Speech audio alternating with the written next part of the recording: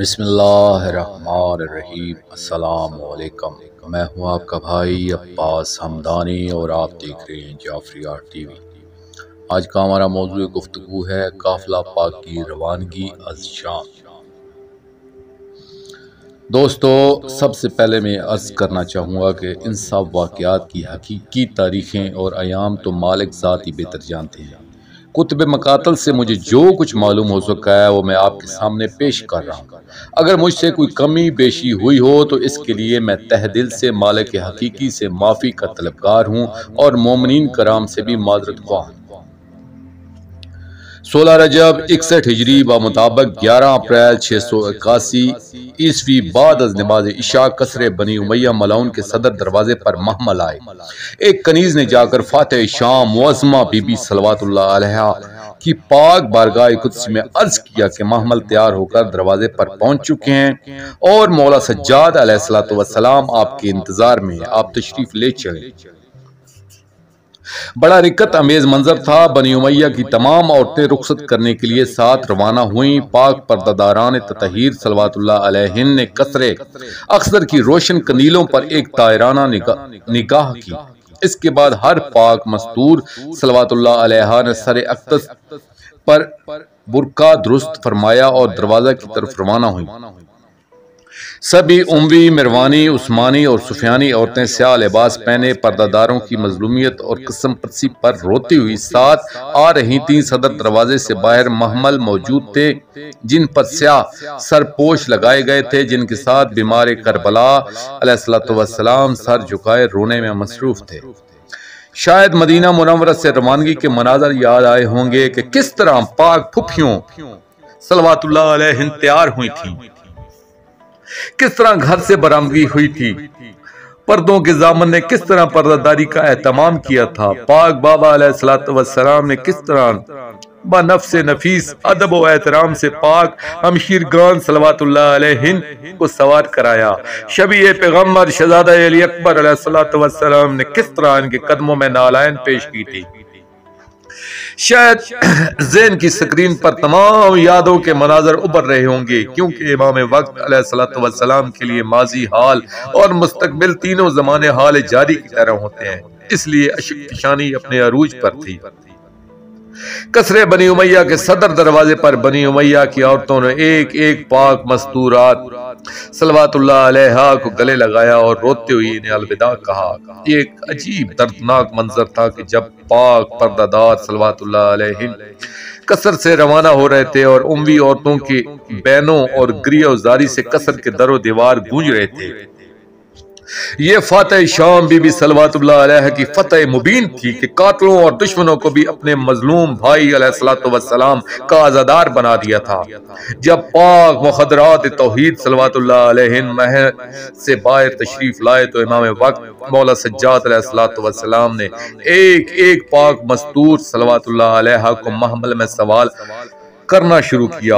اس وقت ان کی کیفیت یہ تھی کہ دھاڑے مار مار کر روئے رہے تھے اور ضبط کا دامن چھوٹ جاتا تھا، حالانکہ اس سے پہلے ہر مقام پر سب کو تسلی اور دلاسا دیتے رہے تھے، مگر آج پاک مستورات صلوات اللہ علیہن نے انہیں حوصلہ دے رہی تھی، مگر ایسا لگتا تھا کہ مولا سجاد علیہ السلام کو اپنے دکھی دل پر قابو نہیں رہا ہے۔ آنسو تھے کہ رکنے کا نام نہیں لیتے تھے۔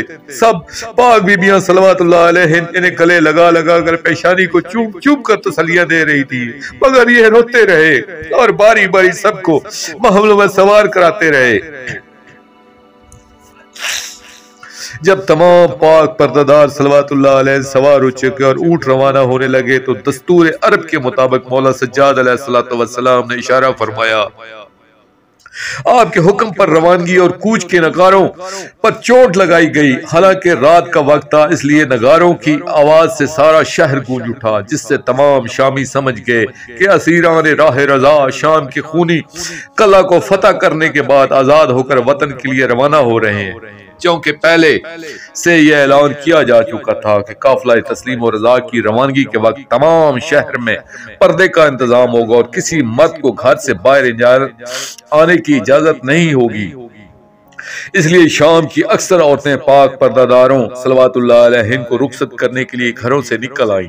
سب عورتیں سیاہ لباس میں ملبوس تھیں، احساس ندامت کے ساتھ آنکھوں میں اشکوں کے نذرانے لیے آؤ فغاں کرتے ہوئے شامی عورتیں بازار میں داخل ہوئیں۔ جو ہی محمل کثرے ملاؤن سے آگے بازار میں داخل ہوئے تو ماتم و گریہ و زاری سے دمشق کی زمینیں تھر تھرانے لگی۔ فاتح شام صلوات اللہ علیہ کا جلوس سے عزاداری آنسوؤں کی بارش میں آہستہ آہستہ قدم بڑھا رہا تھا۔ کوئی عورت منہ پر ماتم کر رہی تھی، کوئی سینہ اور زانو پیٹ رہی تھی، کسی کو اپنے تن بدن کا ہوش نہ تھا۔ شامی عورتیں گلیوں اور بازاروں میں رو رہی تھیں اور محملوں میں پاک مستورات صلوات اللہ علیہ گریہ و زاری کے ساتھ سوچ رہی تھیں کہ شام فتح تو ہو چکی ہے، مگر اس فتح کی ہمیں بھاری قیمت ادا کرنا پڑی ہے کہ ہماری ہر گود آج خالی ہے، شاید کچھ بھی تو باقی نہیں بچا ہے۔ قدیم دمشق کے نقشہ کے مطابق قافلہ تسلیم و رضا زندان سے روانہ ہو کر قصر یزید ملعون، جسے قصر اخضر بھی کہا جاتا تھا، اور جامع مسجد بنی امیہ کے درمیان واقع سوکل مسجد سے گزرتا ہوا قصر کی مغربی جانب اس راستے پر آ پہنچا جو برید طویلہ کو عبور کرتا ہوا جنوب کی طرف باب صغیر تک جاتا تھا۔ پاک قافلہ جب باب صغیر پر پہنچا تو باب صغیر سے باہر فصیل شہر کے ساتھ ایک مرکزی سڑک تھی جسے البداوی روڈ کہا جاتا تھا۔ قافلہ تسلیم و رضا اس سڑک سے گزر کر قبرستان مسافرہ میں داخل ہوا۔ قصر اخضر سے قبرستان مسافرہ گلی کوچوں سمیت کم و بیش 750 میٹر یعنی پونا کلومیٹر کے فاصلے پر ہے، مگر تاریخ یہ بتاتی ہے کہ رات کے پچھلے پہر یہ پاک قافلہ وہاں سے روانہ ہو کر جب قبرستان مسافرہ میں پہنچا تو صبح کی اذانیں ہو رہی تھیں اور شامی عورتیں گریہ و ماتم کرتی ہوئی ابھی تک ساتھ چل رہی تھیں۔ اس موقع پر مناسب معلوم ہوتا ہے کہ میں قبرستان مسافرہ کی تھوڑی سی تفصیل عرض کرتا چلوں تاکہ آپ کی معلومات میں اضافہ ہو سکے۔ دوستو باقی واقعات آئندہ آنے والی ایک ساتھ میں پیش کیے جائیں گی، اور آخر میں شکریہ ادا کروں گا اپنے مرشد کریم سید محمد جعفر الزمان نقوی البخاری سرکار دامز اللہ تعالی کا۔ یہ مضمون میں نے ان کی کتاب مجالس المنتظرین علی روضۃ المظلومین جلد 5 سے پیش کیا ہے، اور آخر میں اپنے پاک شہنشاہ کی بارگاہ میں دعا کریں گے۔ الجل الجل یا ولی المظلومین، یا منتقم پاک سیدہ صلوات اللہ علیہ، یا منتقم اسیران شام صلوات اللہ علیہ، اجر اللہ تعالی فرجک و صلوات اللہ علیہ، یا رب محمد و آل محمد صلی اللہ محمد و آل محمد واجل فرج آل محمد صلی اللہ علیہ وآلہ وسلم۔